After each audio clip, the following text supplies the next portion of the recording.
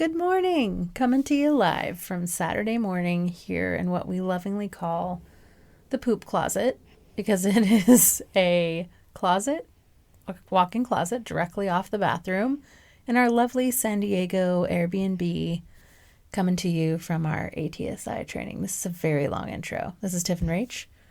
We are the Nobodies, and this is our podcast. Hey guys, here we are. We're going to talk about how we ended our week. It was a double Wednesday week. Double hump. It was double hump day, and it ended on a very thick note. Yes, it did. We started our day with a quiz, and we felt and palpated the room full of the nerves that we always get. Oh yeah, stinky sweats, sad, fearing, scared. Questioning our knowledge, everyone questioning themselves. Yeah. And they left us to be tested on the superficial front line and superficial back line because those have been the topics of the week. Yep. And, you know, other than the fact that apparently I can't read a question, I don't know. I think I did okay. And Tiff, same. Yeah, I feel that I really am starting to understand this concept of learn the anatomy to forget it. You have to know your anatomy and the zip codes and what you're working on so well that you don't have to think about it, that you can directionally vector yourself into tissue because you know what it's meant to do and you know the ways it's being pulled with gravity and pulled with action and all of these different things. And so it just makes you that much more efficient and able to handle things that arise versus this constant sort of befuddlement that I experienced as a massage therapist prior to. Yes, I knew some of these things, these kinesiological concepts, and mostly it was a big game of trial and error, which it still will be. And still a lot of pain chasing, Yeah. you know? Yeah. I think one of the things within the ATSI program that we focus so deeply on is the fact that what is talking to most people is the eccentrically loaded Or positioned long tissue. And so it's so much of the time where people spend like wailing away on something that hurts. The body's defenses. On the body's defense to your position in gravity.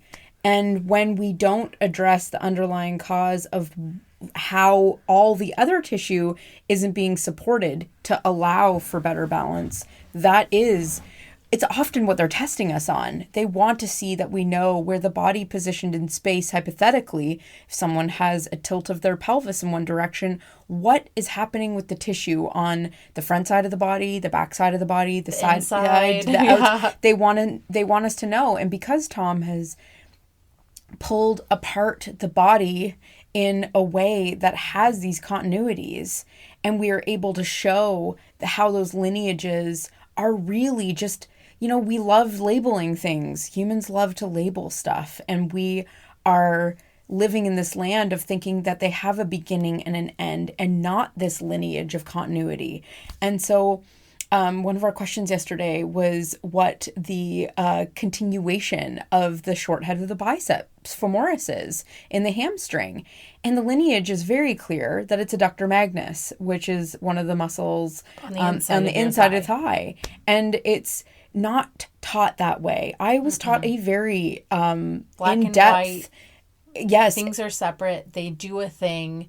They don't work together. No, and that there's definitely like that. They talk about it more like it's, especially around the shoulder, like percentages of things, like the supraspinatus deals with the first 15 degrees of supination of the arm, of abduction of the arm, and then the rest of it is taken over by, and it's just like this very methodical and not cohesive. It's like a factory line. Right. It's this view, and it's permeated society on many levels, but it's this idea of the body as a machine. We talk about the brain as a computer, and really what we're looking at is the body as a plant, that we are so much more connected top to bottom, and the way that we move is intrinsically more connected than we once thought.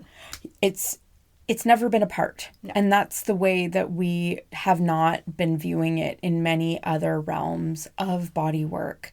And Right. there's been so much of society also that we just, and once again, it has permeated the realms of most other conversations that have become very reductionist about this thing caused this thing. It's not really that we need to like consider the nuance of what we are emotionally, physically, where we are in our lives, chemically in our lives, and that all of these things are subject to, like, all of our systems, quote unquote, are never without each other. No, we And- never heal or get injured alone. All the systems work together, but we are taking this very complex mass of systems and fascial lines, and we are using this lens to look at those connections in a different way, so that we're not saying this asinine thing to people of, well, everything's connected, and just giving up. Right. We're saying everything is connected, but here's what we know about these connections, and here's how we can create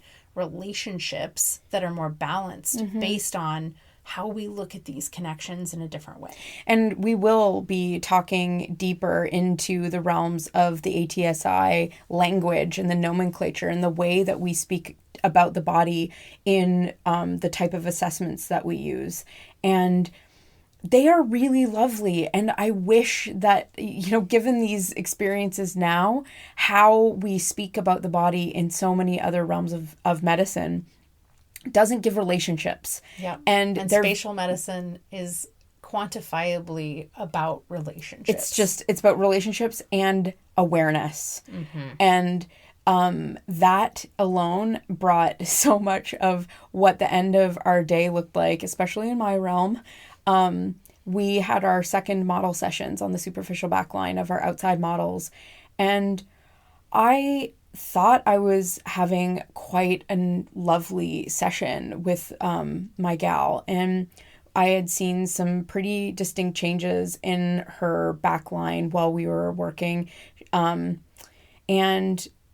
at the end of my day, push comes to shove, I ended up being the last person. It seems like we have a lot of early birds that arrive, which ends up making someone who arrives on time seem like they're late. And so I ended right as the session was supposed to end, but almost everyone else in the room had completed theirs. And so I had a lot of eyes on me. And what ended up happening was I finished my session. My client got up after the pelvic lift, and she was feeling like a nice sense of groundedness, and she was sharing a few other things. And I went to put away some of my things, and I kind of had a wrath be given to me about my use of a bench that was perceived to be too short. The idea of using seated work in ATSI is a big part, because we don't live our body in no gravity. We don't live laying down. So seated work is used in a lot of the sessions. And one of the things is having someone's hips higher than their knees to give them an elevation. And it was, there's limitations to the room and the tools and the things that we have access to. And I will never, ever put somebody, I would rather have their toes hanging, to be perfectly honest. I had a wrath be given to me about the never evers. And it was, it brought up a lot of things for me. Brought up a lot of things about my bench had been taken during the session by the person next to me, and I didn't speak up. And my own deals came into play. My own deals of not meeting my own needs. And when that wrath was given to me about the never have your client, and it was done in a way that was not nurturing, nor was it didn't feel like a growth moment for me. It felt like I was being reprimanded for a cardinal sin while I was being watched doing it in a place that is supposed to be there for growth and teaching. And so my assumption was that if I was ever doing something that was horribly wrong, that it would be brought to my attention during the session. It was a rough night for me. And Yeah, we're here for it. I'm always open to feedback, and I want to know. I am a student. I always want to be a student, and But I also think that both you and I are Yes. used to being high achievers. Yes. We're used to being right. We're used to being the best students in the room. And while we are both very open to feedback, sometimes it is really hard. And especially when it's given in this type of way. Yeah, it wasn't warranted in the way that it was given, and It was not. It was not, and you know, it's just a better place for me to self reflect on on those things, and you know, by the end of the night, we watched a beautiful movie, and It was so sweet. and it kind of mirrored bits of my own life, and it was like, you know, we don't do anything alone, and yeah, I mean, we're all gonna have good days and bad days, and the end of my week definitely had a weight and an anvil attached to it, and I felt like I was being dragged to the bottom of the ocean. And speaking of that, we're going to go to the we're ocean. headed to the ocean right now. We're going to be lifted up by the salt water. Yeah, so we're that's our goal for this weekend, is to Buoyancy. get some space, look into the distance, look at the horizon, pull ourselves out of this sort of micro immersion of looking at things in such a hyper specific way, and try to like regroup and see what this means for us as individuals, what this means for us as practitioners. There's so many layers to this as we are experiencing giving, receiving, giving to the public, giving of ourselves, but also trying to be in our bodies as well as we do this work. So it is a very loaded experiment. And while we're here for it, we also need breaks. So we are attuning to that. Yes. We are listening to our bodies. We're knowing our bodies, and we're knowing that what is called for is nature, nurture, and a lot of good water and food and sleep. Yeah, and we're gonna go do that. So Yeah. I hope all of you, Have a beautiful weekend. yeah, enjoy yourselves, and we'll catch you later. Bye. Bye.